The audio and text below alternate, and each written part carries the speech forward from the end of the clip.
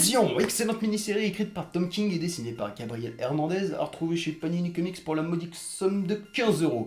Alors, débarrassez-vous de tout préjugé concernant une série solo Vision parce qu'on est un peu devant un comics à la Hawkeye de Fraction Era. C'est-à-dire que King et Hernandez ont pris Vision, l'ont mis dans un registre assez inattendu, et de là ça va permettre de bien développer le personnage et ses problématiques. En effet, dans le but de mieux comprendre l'humanité, Vision se lance dans une grosse expérience. Il se construit une femme, 2 enfants, et la famille s'installe dans une petite maison de la banlieue de Washington où ils vont essayer d'apprendre à vivre normalement. Mais l'arrivée d'une famille de super-héros qui plus est des androïdes, ça ne passe pas inaperçu. Et très vite, les Visions vont devoir jongler entre le racisme de leurs voisins, les joies du lycée, leur statut à définir et le passé de Vision. Sauf que tout bascule lorsque maman Vision surprend son mari au lit avec l'aspirateur de Jarvis, ce qui est attendez, non ça c'était l'hentai d'hier soir. Il y a un twist, même plusieurs, l'histoire est riche en rebondissements et c'est vraiment prenant et vraiment intelligent. L'écriture des personnages, la difficulté de s'intégrer ou les classiques questions autour des androïdes, Tom King fait vraiment un super boulot sur ce drame familial, thriller, horrifique, SF, je sais plus quoi, c'est très bien.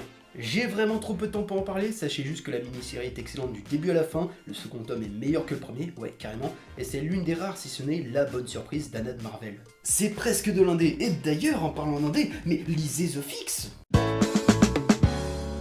Salut tout le monde, histoire de bien démarrer 2017, j'ai choisi de vous parler d'un récit pour moi marquant, Justice League Crise d'identité, publié chez Urban Comics dans la collection DC Classique.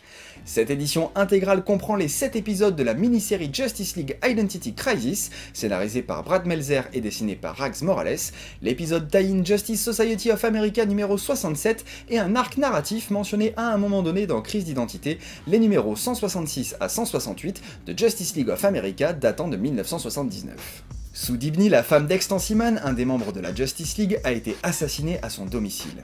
Le problème est que le meurtrier n'a laissé absolument aucune trace et a surtout réussi à déjouer l'ensemble des systèmes de sécurité les plus à la pointe mis en place. Tous les héros vont alors se lancer dans une enquête qui va au final dévoiler de terribles secrets. Avec Crise d'identité, Brad Meltzer propose non seulement une histoire policière sombre, dure, hyper prenante, où la tension est continue du début à la fin, mais aborde aussi des thèmes forts qui soulèvent des questions très intéressantes, comme par exemple les responsabilités des héros vis-à-vis de leurs actes, quelles sont leurs limites, qui les fixe, etc. etc.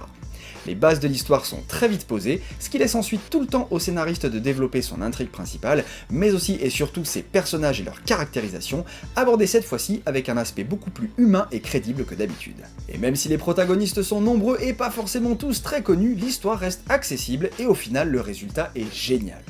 D'autant plus que les planches de Rags Morales viennent donner encore davantage de force à ce récit, les visages de ces personnages sont hyper expressifs et chaque émotion est retranscrite impeccablement. Justice League Crise d'identité, malgré de lourdes conséquences qui conduiront l'univers DC tout entier à une autre grande crise, peut également très bien se suffire à lui-même. C'est donc pour moi un récit absolument culte que je vous recommande de lire sans aucune hésitation, d'autant qu'en plus, cerise sur le gâteau, toutes les couvertures de la mini-série ont été réalisées par le regretté Michael Turner.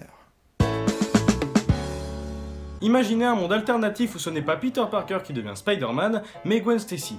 C'est ce que nous raconte le tome 1 de Spider-Gwen. Paru en 2015 et édité par Panini Comics, cette histoire raconte donc comment Gwen Stacy obtient ses pouvoirs arachnéens et devient Spider-Woman suite à la morsure d'une araignée radioactive. Scénarisé par Jason Latour, ayant notamment écrit Wolverine and the X-Men et Thousand Bastards, le dessin est assuré par Robbie Rodriguez, nous offrant un trait porté par son style si particulier, à l'instar de son Uncanny X-Men, ce qui donne un rendu très intéressant mais pouvant rebuter les lecteurs les plus novices. D'ailleurs, disons-le tout de suite, ce comics n'est pas vraiment fait pour un public néophyte.